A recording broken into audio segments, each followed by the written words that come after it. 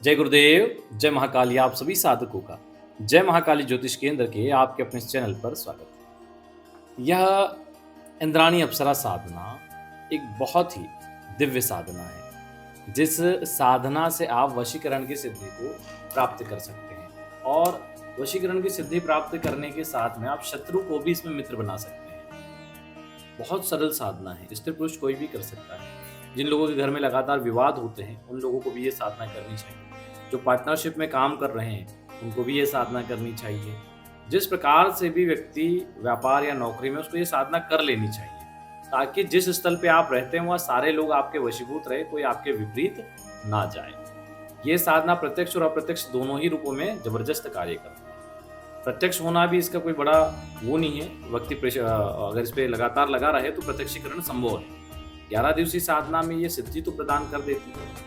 अगर किस्मत वाले आप रहे और आपकी साधना में भाव आदि प्रबल रहे तो 11 दिन में भी इसका प्रत्यक्षीकरण हो जाता है। लेकिन फिर भी नहीं होता है तो भी सिद्धि तो हो ही जाएगी, यानी वशीकरण की सिद्धि तो मिल ही जाती है। इससे शत्रु को भी मित्र बनाया जा सकता है। लेकिन इसका दुरुपयोग करने पर, मान लीजिए कि आप इसके स्वार्थ के लिए उपयोग कर रहे हैं, जो व्यक्ति स्त्री पुरुष एक दूसरे को करने के लिए करते, उसमें यह आपको बहुत भारी नुकसान करती है। ठीक है, इसका तो आप इस टाइप से प्रयोग कर सकते हैं कि अधिकारी आपका काम नहीं कर रहे वो कर सकते हैं, साथ के लोग परेशान कर रहे हैं उसके लिए कर सकते हैं, व्यापार में कोई परेशान कर रहा है उसके लिए कर सकते हैं, पार्टनर दिक्कत कर रहा है उसके लिए कर सकते हैं, परिवार में विवाद है उसके लिए कर सकते हैं, और प्रत्यक्ष सिद्धि प्राप्त करने के लिए कर सकते हैं। इस प्रकार इस साधना को किया जाता है। इंद्राणी साधना बहुत सरल साधना है, लेकिन थोड़ी सी डरावनी है। इसलिए सुरक्षा घेरा और सुरक्षा मंत्र होना बहुत आवश्यक है। जय महाकाली साबर मंत्र वाले चैनल पर हमने विभीषण जी वाला एक साबर मंत्र प्रयोग किया है, उसको आप ले लें और उससे आप अपना शरीर बंधन घेरा बंधन कर लें। स्वयं सिद्ध मंत्र है, ठीक है। तो उससे आप करेंगे। इस साधना के नियम में ब्रह्मचर्य का पालन, जमीन पे शयन और एक समय भोजन बिना लहसुन प्याज का है। मिठाई जो डेली आप लगाएंगे भोग में आपको ही ग्रहण करना है। अगर शक्ति प्रकट होती है तो उनको निवेदन कर देना है। बस यही इसका विधान है। जिस कमरे में आप साधना करेंगे पूरा इत्र उसमें छिड़क देना है। गुलाब का इत्र, खुशबू आनी चाहिए। गुलाब की अगरबत्ती चले या धूप बत्ती चले, जो दीपक चमेली तेल का चलेगा उसमें भी आपको इत्र छिड़क देना है। यंत्र पे भी इत्र छिड़क देना है। चमेली तेल का दीपक रहेगा उसमें। सफेद वस्त्र रहेंगे और पश्चिम दिशा रहेगी। अब इसका विधान समझो। किसी भी शुक्ल पक्ष के शुक्रवार से साधना को शुरू किया जाता है। पश्चिम मुखी होकर बैठना है। रात्रि 10 बजे के बाद स्नान के पश्चात आप सफेद वस्त्र आसन बैठ जाएं।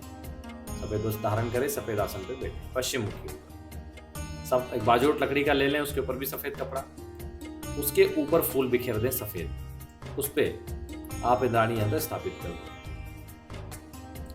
और अप्सरा माला या स्फटिक माला प्राण प्रतिष्ठित जो हो वो रखें। पहले अपना पवित्रीकरण आचमन करें।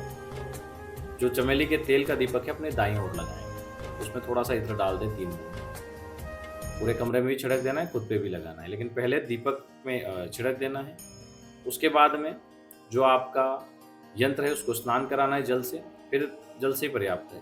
फिर बीचों बीच केसर कुमकुम आदि से उसका पूजन करना है। यंत्र के मध्य में पहले पूजन, फिर उसके सभी कोनों पर, यानी 8 कोनों पर। उसके बाद में कुमकुम अक्षत चावल चढ़ा के पुनः उसकी जगह स्थापित कर दें। फिर थोड़ा सा इत्र यंत्र के आसपास छिड़के, अपने ऊपर छिड़के और रूम में छिड़क दें। एक जगह बैठे आसन नहीं छोड़ना है।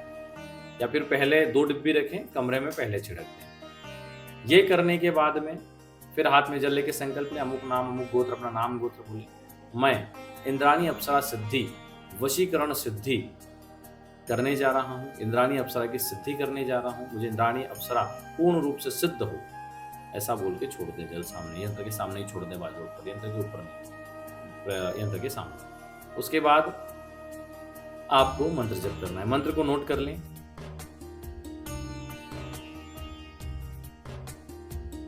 ओम रिम इंद्राणी अप्सरा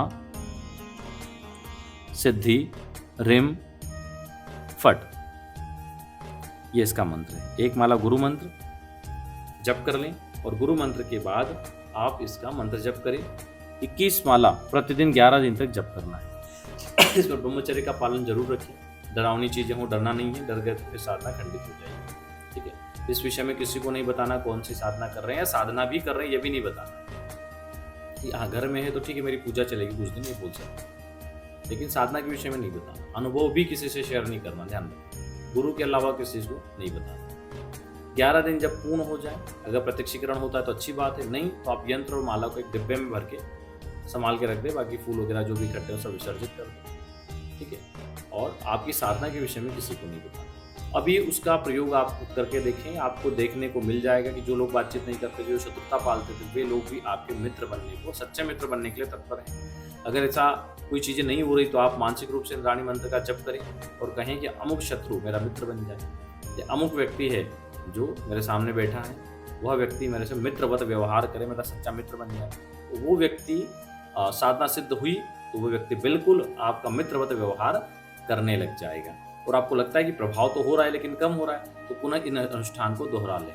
जितना अनुष्ठान दोहराएंगे उतना ही प्रभावी होता जाएगा और मन में कही हुई चीज़ें होने लग जाएगी। और अगर प्रत्यक्षीकरण हो ही जाता है तो फिर तो कोई बात ही नहीं है, सारी चीज़ें आसान हो जाती हैं। लेकिन प्रत्यक्षीकरण थोड़ा कठिन होता है, इसलिए आप अप्रत्यक्ष रूप से सिद्धि को प्राप्त कर अपने सब कार्य सिद्ध कर सकते हैं। चलिए, आज के लिए इतना ही।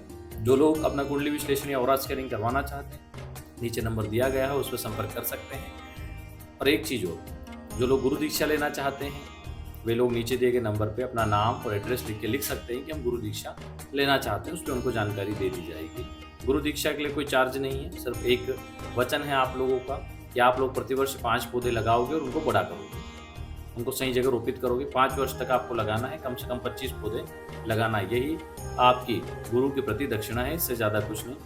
आप गुरु दीक्षा ले सकते हैं। चलिए, आज के लिए इतना ही। जय गुरुदेव, जय महाकाली।